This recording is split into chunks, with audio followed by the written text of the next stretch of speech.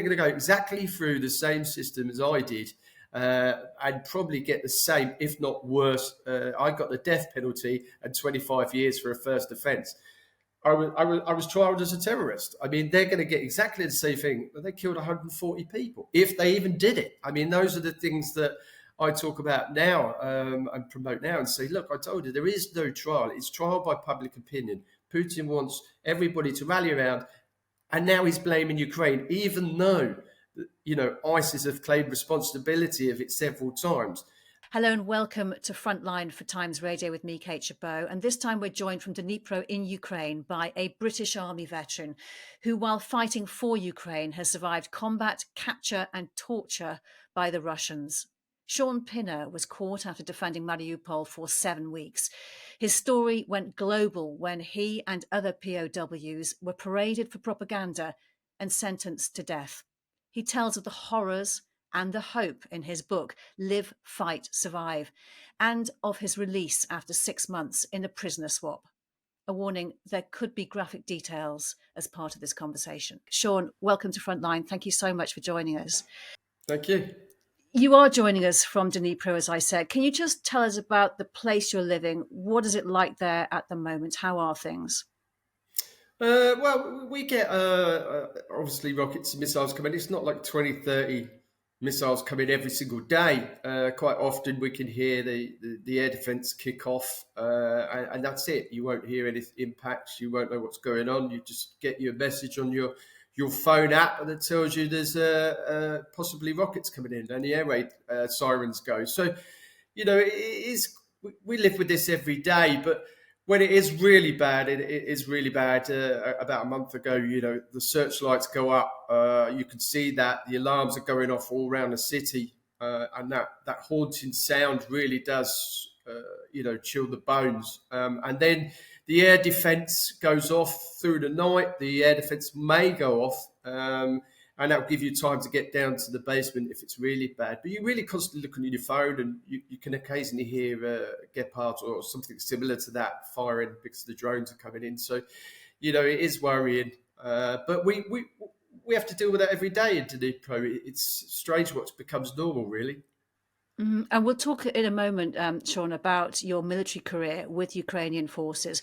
But what are your friends in the Ukrainian forces telling you now about how things are on the front line? The bigger concern is the shell shortage. I mean, we've known about this for months and months. If it was a shortage before, it's now a shell hunger. It's very bad, and a lot of the drones are being used to supplement the shell. Can't say it. Shell shortage. The way of fight, but they've been quite successful in that. And Ukraine are quite innovative anyway. I mean, you've got to remember that we're still hitting the boats of the Black Sea Fleet, and 30% of those are at the bottom of the ocean now. So we're constantly adapting to how we can fight in Ukraine until we get such things as more artillery shells. And how is morale amongst your friends who are still fighting?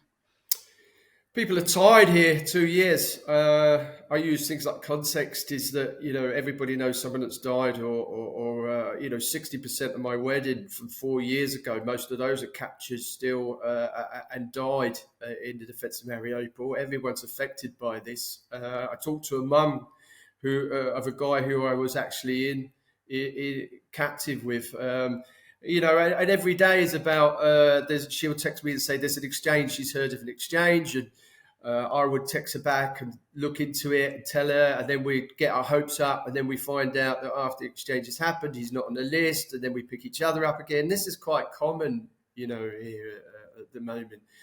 So we try and raise the profile of these people still captured, which is now like 2 years since Mariupol. And April the 13th was the day I was captured. So we're coming up to the anniversary of the day I was captured in the fall of Mariupol. So it's emotional every day. I'll ask you a little bit more about your capture and talk about that in detail a little later. Ukraine is your home. You're married to a Ukrainian. Can you tell me a little bit more about your career path through the Ukrainian military? Because it started 4 years before the full-scale invasion, if I understand right. Yeah, I came in 2018. A friend of mine, I was going through a transition in life. I joked that it was a midlife crisis, but I probably had three by then. But I came over in 2018.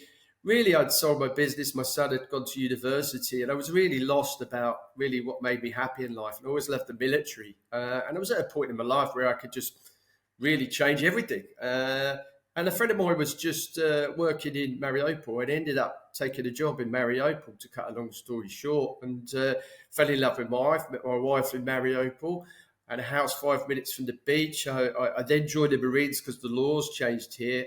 By then I was married. I wanted citizenship. I then was the first real foreigner to command a position on the front lines here. When I learned Russian, which is fair to say, in Mariupol, I learned Russian first. And then my communications, it sort of opened up doors here. I didn't go home for 5 years. I became a section commander. I trained National Guard. I was an instructor with them. I was not just one of the oldest guys to do the Marines Berry test, but I was a foreigner to boot. And then I did all aspects of parachute training with the Ukrainian Marines. I thought I'd be joining boats, but no, they wanted me to jump out of helicopters. So, in the mid-40s, I was suddenly doing back in a job I loved doing, passed all parachute training with 4 combat jumps, 9 jumps in total, including a night jump. And then I was really proud to be one of the first foreigners to command a position on the front lines. I was in charge of Ukrainians. I was integrated. I was a part of, the Marines, the government, and I was a contracted soldier out here. So, and then once I'd married, I tell people all the time, I always get a lot of hate mail and trolls saying you're a mercenary. I wasn't a mercenary. I'd lived here. I'd got citizenship here, permanent residency at the time. I was paying my taxes here. I loved being here. And I was part of, the government. I was actually a contracted soldier. You mentioned your role as being a commander on the front line of Ukrainian forces, and you were the first British commander or the only British commander? I think I was probably. I mean, it was such a fascinating thing for RADA that the defence minister came down and wanted to see this position that was run by a Brit and had Brits on the position as well as Ukrainians. It was quite a novelty. To have something like that. And they would just come down, and my position was always flooded with politicians and mayors and media and things like that, because it took a long time to get integrated. Not really many foreigners got promoted in the regular army. So, and I made a purpose of staying away from those militias and those volunteer units, because that you are on a bit of a legal sticky wicket if you end up with them. So what was your experience of the first days of the full-scale invasion by Russia? I was in a position 800 metres forward of the first line. So I was in an advanced listening post trying to track enemy artillery that was being used and fired, and then passing the information back to my command centre, who would then try and launch a counter battery on that. But 2 weeks before the invasion, they were already using heavy artillery, and the technology changed. The drones changed. Suddenly they had the capability to use thermal or drop ordnance at night. This was new to us in sort of 5 years. And then we had to deal with the new influx of anti-tank weapons that were coming in, the NLAW. And I'd fired the NLAW, some sort of Law 94 30 years ago, and I positively became a Gandalf because I was the only one that had ever fired one sort of 30 years before. So, I was PDFing documents on the front line trying to look at the optics of this. And that's how we were quickly to adapt to weaponry. Ukrainians have always been good at that. And that was my opening sort of few days into the conflict. And I was on the front line where we fought for 11 hours before we was pulled off for a break, which was just shock and awe, everything you can imagine. It was artillery, mobile artillery, Grad. Russians had full air superiority. So, we didn't have anything capable to knock out the Russian jets. I saw one plane spin out towards the Azov Sea in several weeks, and all we had was Soviet-made Iglas. So we were, up against it straight away. We knew we have to pull back to Mariupol and fight for Mariupol. Yeah, and you spent 6 to 7 weeks defending Mariupol. Can you tell me about that and the moment at which you knew you had to pull out? Well, we dug in at Illich at Steelworks, which is northwest of Mariupol. I was on the northwest side, sort of protecting the main supply route from Mariupol to Donetsk, and by over several weeks. I mean, it was just they had superior air dominance, so they were taking out all the mobile masts, doing bombing runs on all the major buildings, and then you had naval fleet coming in and firing off the sea, as well as artillery. I mean, we just literally got smashed for several weeks, but command and control was actually pretty good through those several weeks. We always got news when they were coming in and when they were attacking us and how many, and it really didn't go until April the 11th, where a decision was made that we would try and join up with a sister unit because 60% of our platoon were injured or killed. A battalion to our right flank had lost, they've gone down from 600 to 140 and run out of ammunition. We were in a really bad way at that point, and so we were going to try and break out of Mariupol around sort of, the 12th of April, 11th, 12th of April. And Shaun, you firmly believe that you actually caught the attention of the Russians when you did a piece for a national TV program in the UK, Channel 4, about the Russians bombing a school. Do you think you were a marked man? I think they knew I was there. They were looking for myself, and Aidan Haslin, another Brit that was captured, we've had a far bigger following than me. I 4 or 5 years. I didn't really do social media. I was under the radar. Nobody really knew who I was. But Aidan had 130,000 followers on Instagram, so he was very popular. So they knew about him. But obviously, when I made that broadcast, it was the first thing they showed me when they caught me. They were going through my social media, going through who I was and trying to confirm who I was. So it was one of the first videos they went for and showed me and said, "This is you." And I think it did put me on the radar. I'm glad having the social media open and being over is a bit of a double-edged sword in a way, because one, we'd abandoned our positions, and I didn't really have anything to tell the Russians really, because we'd already ambushed and we all got captured on the ambush. So I didn't really have anything to tell them, but anything I did tell them was really quickly confirmed through my social media, and that's where it was okay. I mean, I couldn't really hide anything then, so anything they wanted to know the truth wise, I could just tell them. So you spent 6-7 weeks defending Mariupol. You decided it was time to leave. Tell me about how you were actually captured. About 2 hours outside Mariupol. I'd spent a couple of weeks. We were to and fro, and I was getting ready and thinking this is going to be untenable. Just at the start of April, I was thinking we've not got long here. So I was already starting to prepare. I'm SEER trained, so for those that don't know, it's survival training, survival, evasion, resist, and escape training. And I did that some sort of 30 years ago. So I was relying upon that sort of knowledge to really get me through this time, and it's something I knew a little bit about. So we knew the first stage of capture was going to be very difficult if I was captured. I'd made plans to surrender to a Russian officer if that was the case, keep a little last meal, strip down gear that I really needed, and get rid of the stuff I didn't really need, because we're looking at traveling a minimum of 130 kilometers. But what it turned out, during the ambush, we were separated, and I ended up making a decision to go to Zaporizhzhia, which is about 250 kilometers. And out of the whole brigade, only 12 people made it back.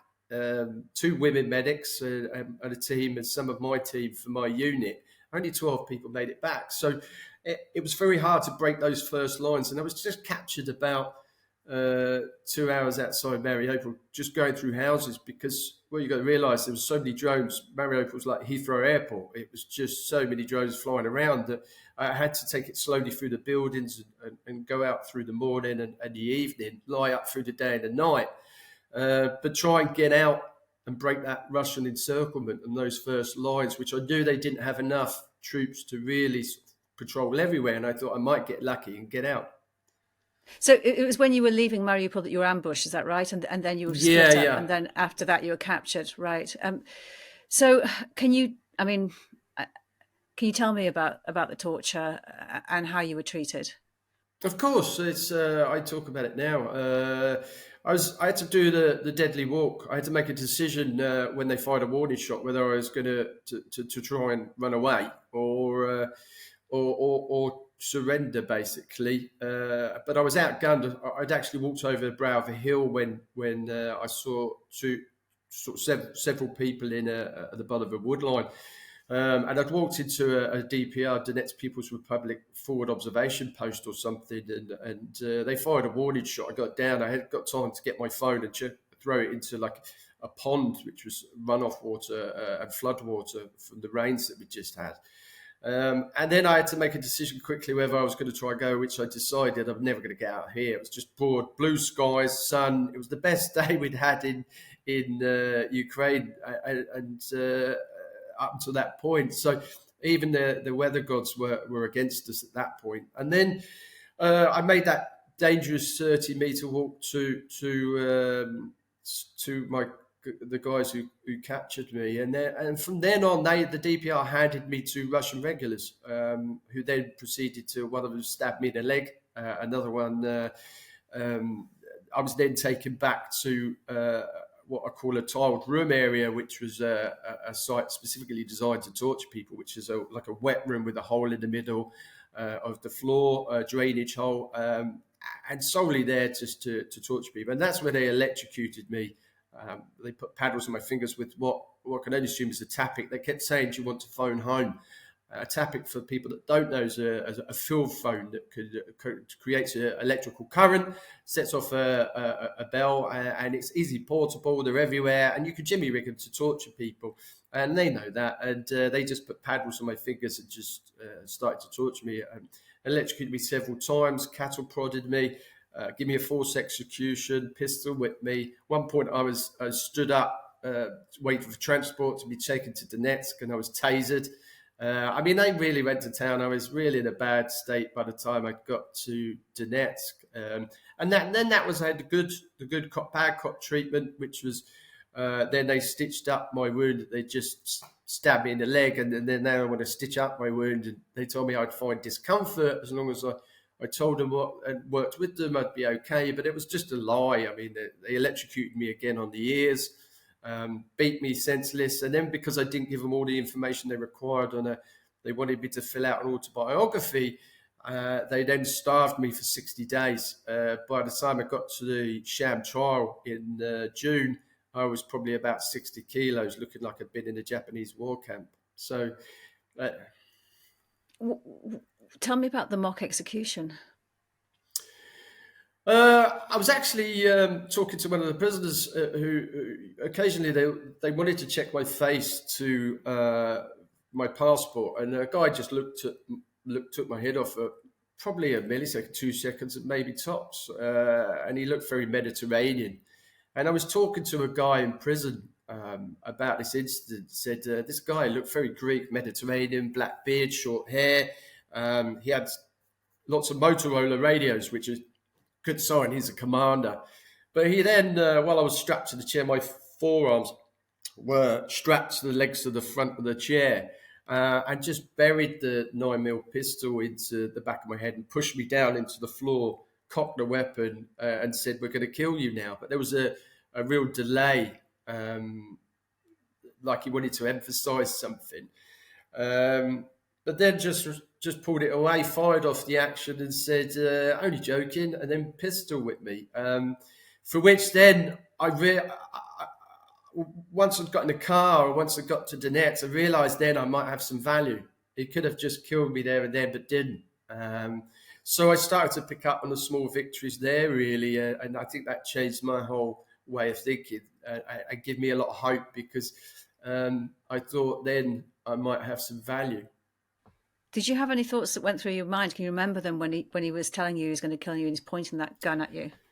Oh, I literally. So the only things I said was, "I'm at peace with God." There's nothing you can do. I'd come to terms to death so many times in Mariupol leading up to that. When that point happened, I'd already nearly died several times.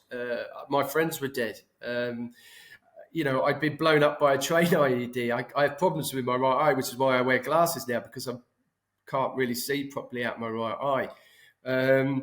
So I'd been near death experience. By the time we got to that point, it was just, it's strange what you get used to. And I just sat there just saying, it's I'm at peace with God, and I'm not religious, but it just felt the right thing to say at the time, to be honest.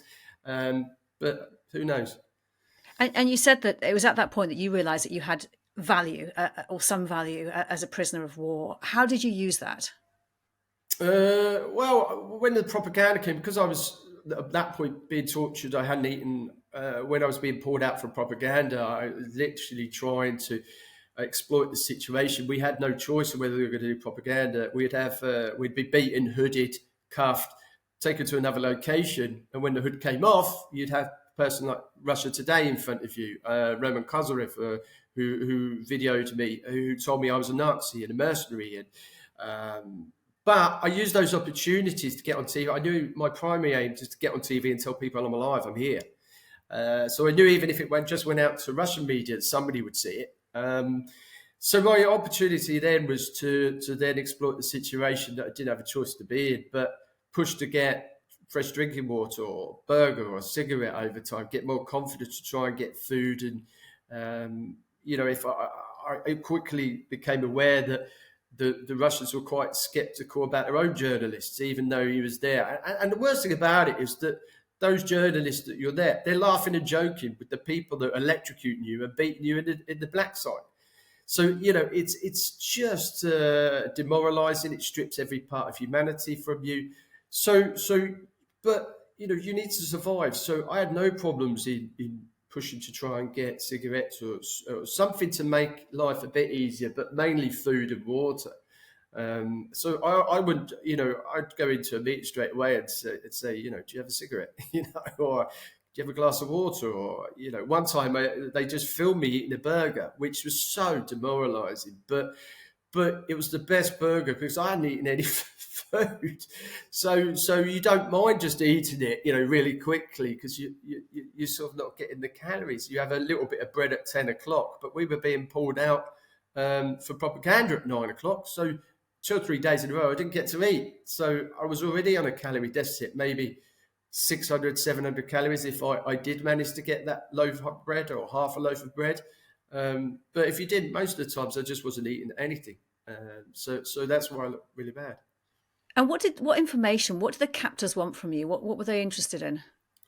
Well, in hindsight, they just wanted me to say all that was about, in hindsight, for me to plead I am guilty at the trial. I had no idea of the situation at the time when I was being.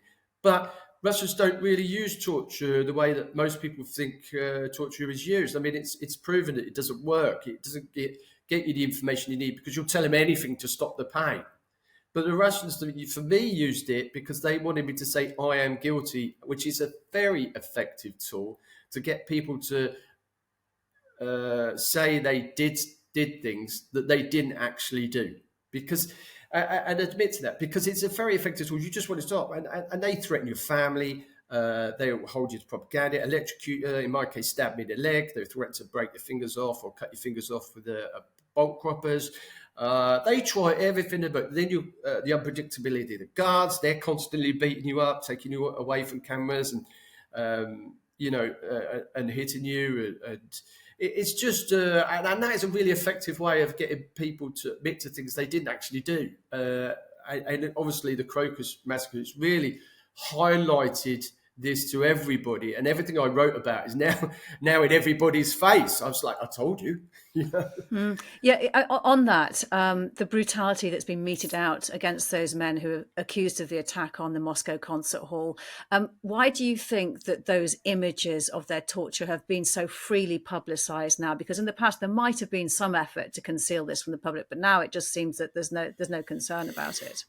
For me, it was like the same. It stunk at the same situation as me, and that's why I was so vocal about it on social media. For one thing, I don't know if they did it or they didn't. But for me, it just stunk of exactly the same situation. It's trial by public opinion, which is what they push. They want you to be hated. So because I was a Brit, they wanted me to go through the mill and create this illusion that there's a trial. But what you'll find is they want you to say I'm guilty. And when you go back through all the soldiers, myself and those guys, what you'll find is all of them will say I am guilty at the initial court hearing. Because they've been so tortured and beaten, there is no defence for them, no defence lawyer. They won't see one. And I was saying, don't be surprised if you see the death penalty come back, and they're the first people on it. So everything just stunk of it being just the same situation. I mean, they could have done it. I don't know, but I don't think anybody wants that treatment, especially live footage of taking off somebody's ear. I mean, it's just ridiculous. When you look at the high-profile cases of those detained by Russia, the political prisoners, the journalists, the accused terrorists, the prisoners of war, do you think that there's a certain kind of hierarchy or ranking that will determine the way in which, I mean, you talked about when you realised that you were a high-value prisoner. Is there a kind of, I don't know, some kind of thinking behind which prisoners are more valuable than others, and that will determine how they are treated? I don't know. I mean, for me, I was told mercenary is worse than spy. I certainly wasn't. I mean, if you take the Wall Street journalist Evan Gershkovich, I can't say his surname, pardon me, Gershkovich, he does look okay. Gershkovich, yeah, I can't say his surname, but he does look okay. I don't know if he's being treated any better than us. He certainly is not going to be able to do anything about it. But he does look a lot healthier than we did. But I was told mercenary was worse than spy. So we were just, I don't know, timing is everything as well. We were classed as terrorists and mercenaries. Now, I didn't go in a shopping mall and shoot a load of people. I was, I was a contracted soldier fighting in my own country, defending my own city, and I was still trialed as a terrorist. I mean, you can make your own judgment. They're going to go exactly through the same system as I did, and probably get the same, if not worse. I got the death penalty and 25 years for a first offence. I was trialed as a terrorist. I mean, they're going to get exactly the same thing. They killed 140 people, if they even did it. I mean, those are the things that I talk about now and promote now and say, look, I told you, there is no trial. It's trial by public opinion. Putin wants everybody to rally around. And now he's blaming Ukraine, even though, ISIS have claimed responsibility of it several times. And, we have a Jewish president. I'm not sure any Islamic extremist group is going to take orders and work for a Jewish president of Ukraine. So none of it even just makes any sense. So he's solely gearing this all up for, trial by public opinion. If I can just ask you one more question about Evan Gershkovich, the jailed journalist. He's just had his pre-trial detention extended by 3 months, and it's hit the anniversary of his arrest. And you've said about your situation that not losing hope was absolutely key. How do you hold on to it? I think, looking for meaning again, it's you've got to keep. Fundamentally, hope gives you the strength to carry on. Hope really does. For me, it was about don't let my friends down, delay information, coming home with your head held high, saying I did a good job. It's slightly different for everyone because from what I see, he's on his own. I don't know how I'd have coped on my own. I don't know how on his own he is, whether he's got cellmates, whether he's got company, who he's with. But you have to hold on really to the things that you're going to fight for, because you naturally go up and down in prison. Even the strongest motivated person will hit the ground because you just think, when am I ever going to get home? And you have to identify that and rein it in by giving yourself things like menial tasks, things to do. Mine was just information gathering. It became my fascination. I wanted to know what was going to happen next, and could I get any information from outside if I listened to the guards. I spoke Russian. I'm assuming he understands a bit of Russian, so it should be a bit easier for him if he does. But I was trying to listen outside, trying to build up a picture of what was going on in the outside world. And so it's very it's a very different scenario, because I had a good group of guys with me that had gallows humour, we named it the wait. And if we had the wait, the rest of the guys could come around and we'd talk, chat. I was in a cell with 3 guys in Makivka after the black site, so we made games, board games, out of bottle tops and chessboard, and tried to ask for books, and I just keep each other going. I mean, Evan's on his own, so it looks pretty lonely, to be honest.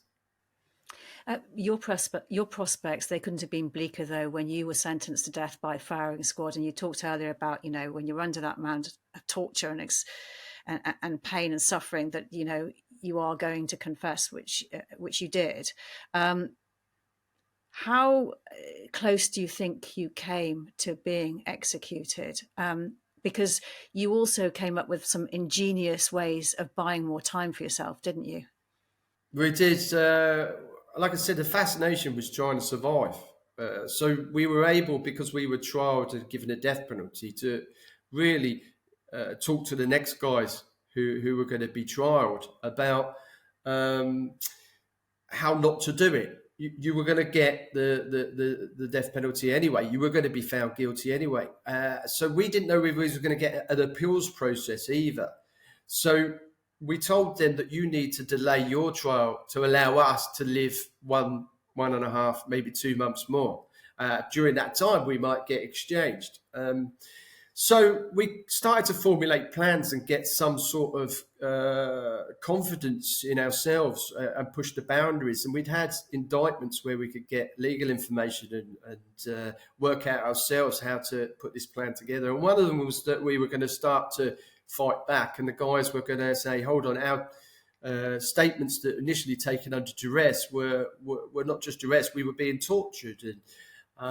And we come up with this plan to really start to fight back with the systems to get that trial delayed, so that maybe me, Aid and Ibrahim could live a couple of months longer. We were very quick to realise that they didn't have enough staff and enough people, and they were dealing with one thing at a time. And if they would delay the case, and if they get a delay on that case and halt that for maybe a month while they investigate what we're saying, then that might give us some time to survive, which they were successful in doing. I mean, it was a massive, major victory for us, to be honest. It was.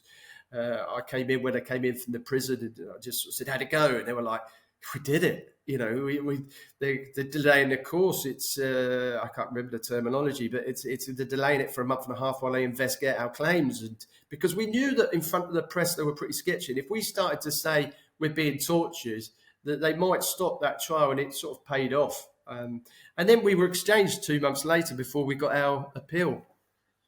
Yeah, I was going to say, because it worked, didn't it? Can you tell me about how that release came about? We were told we were going on a long journey. About the 21st of September, we were told we were going on a long journey, and we were quite hopeful because one of the guards we'd built a bit of a rapport with told us we could be being exchanged. But I mean, it was short-lived. It was the worst journey ever. We looked okay when we left. By the time we got to Rostov-Don, we'd left 3:00 in the afternoon the day before, and we were put in stress positions and beaten. We weren't allowed water or any food. We had to sit bare, sort of on the floor of a lorry, they call it a Kamaz. It's like a Bedford lorry in the army, a military lorry. And you sit there for 13 hours while they drove us all the way to Rostov-Don airport.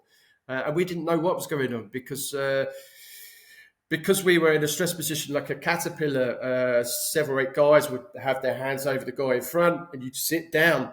And if the guy 3 in front of you moved with it, because it's just you're in this caterpillar suit. You can't get off this vehicle, and that's why they do it. And the stress position was so painful.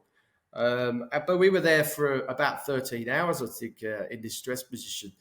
When we asked to go to the toilet, it said you could pee where you sit. You're not getting off. We hadn't got to near Rostov-Don, and they closed off a terminal. And in this terminal were lots of Saudi guys.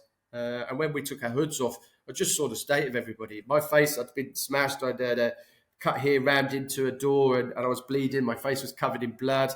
And one of the Americans, his face had blown up where they'd put sellotape around his hood too tightly, and it inflated his face. He couldn't see out of his eyes.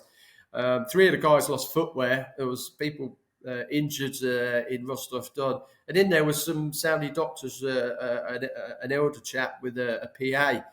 And it was then we really got sort of an idea that we could be being exchanged. But it wasn't until we got on the plane and runway at Rostov-Don, when the doors closed, they said, provided we can get out of Russian airspace, you're free. Which was great, because that's when we broke down. It was a really emotional time. We were happy and got our first food, proper food. And this was a deal that was brokered by Saudi Arabia and the former Russian owner of Chelsea Football Club. Yeah, he was on the plane, actually. The elderly chap I referred to was I was coming out of a toilet when with some new clothes after a medical. And he just come over, he was sitting there talking to John Harding, another Brit I was exchanged with. And he said, "Where are you from?" And I said, "London." I said, "Where are you from?" He said, "London." I said, "You really have to look like Roman Abramovich." And he went, "I am Roman Abramovich." And I was like, "What are you doing here?" And then John was sort of saying, "Why didn't you buy West Ham?" It's like and he said, quickly, straight off the bat, he said, "Chelsea's closer to my house." So it's like, but yeah, it was strange. He told us about, why he was doing it, and the proceeds from Chelsea, where they were going to the victims of war. And the Prince of Saudi Arabia and we went straight to Riyadh, Saudi Arabia. So it was, we were having the group talks. So didn't really understand. Anybody been to Saudi Arabia? No. What do you reckon?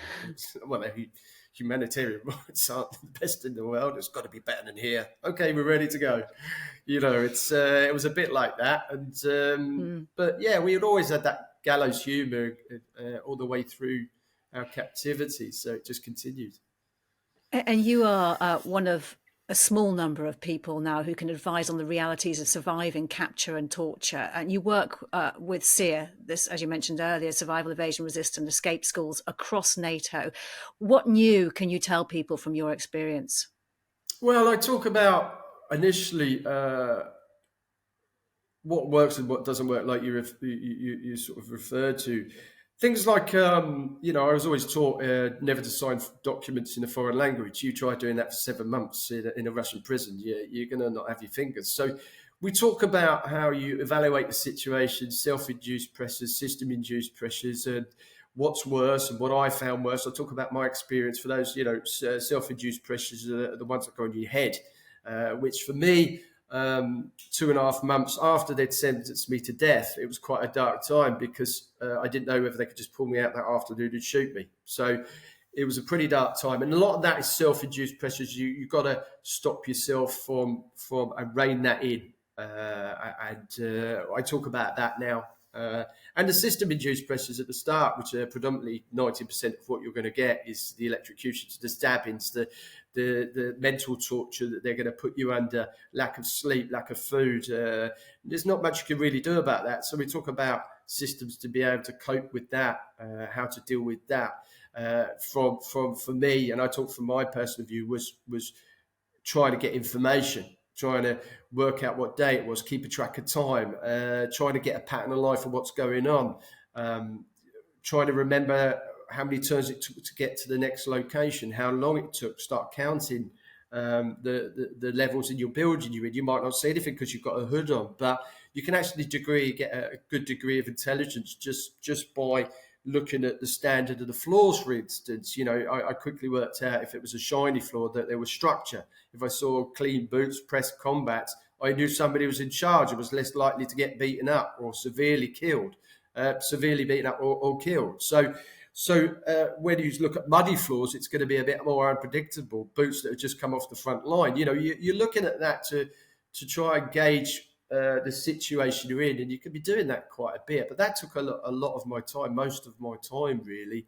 And I teach people about that now, about pushing the boundaries and how to make relationships, and that progressed into more. About the culture of Ukraine now, and language, and learning the Russian, why I learnt Russian.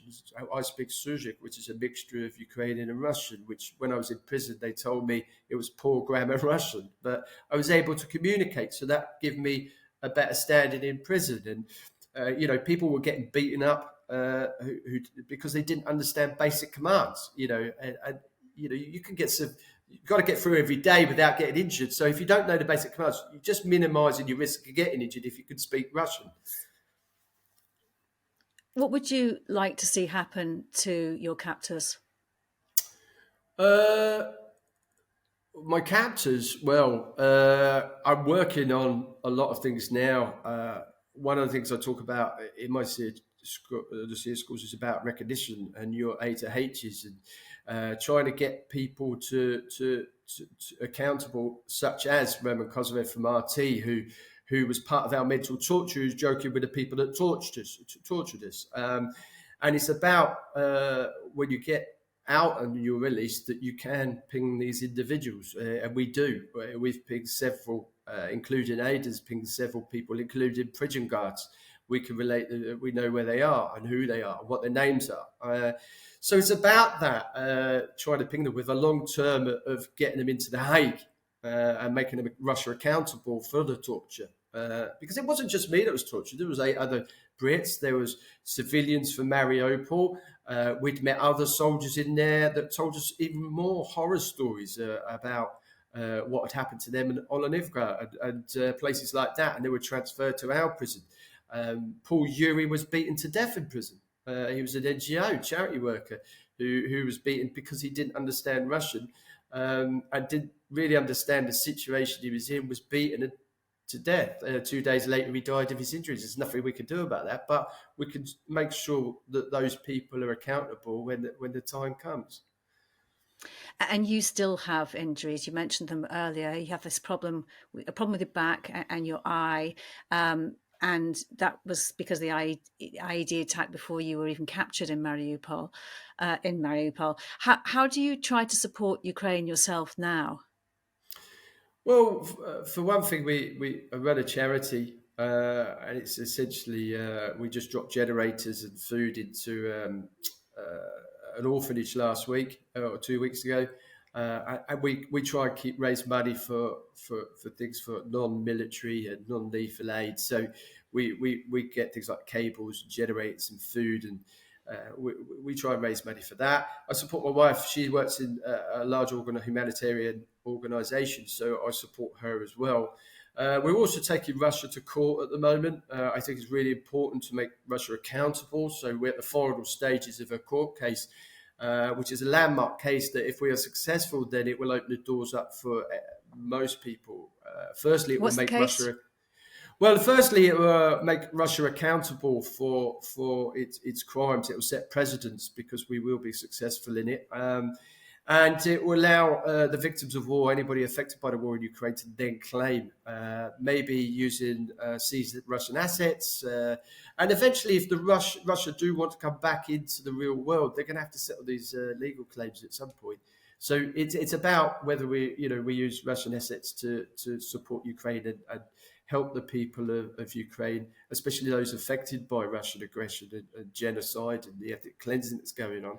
And using those money from the Russian assets, or you wait until later on when they're at The Hague and they want to come back into the real world. So we don't know how how we're going to enforce it, but it will make them liable and culpable for what they've done. So what stage are you at with the legal process there? It's had 2 or 3 stages in Kiev initially. I think it will move to the Court of Human Rights, possibly in the UK, but we're on our 3rd stage in the Kiev courts, and we've not had any Russian sort of challenge from it or against it. So it seems to be going through relatively smoothly. But we have a final case in April, and we'll be able to sort of talk more about it then. Okay. As you said before we started chatting for this interview, it's coming up to the anniversary of your your capture. I mean, you throughout this interview have been really kind of upbeat and had a laugh, even considering what you've been through. It's kind of amazing to see you in such good shape.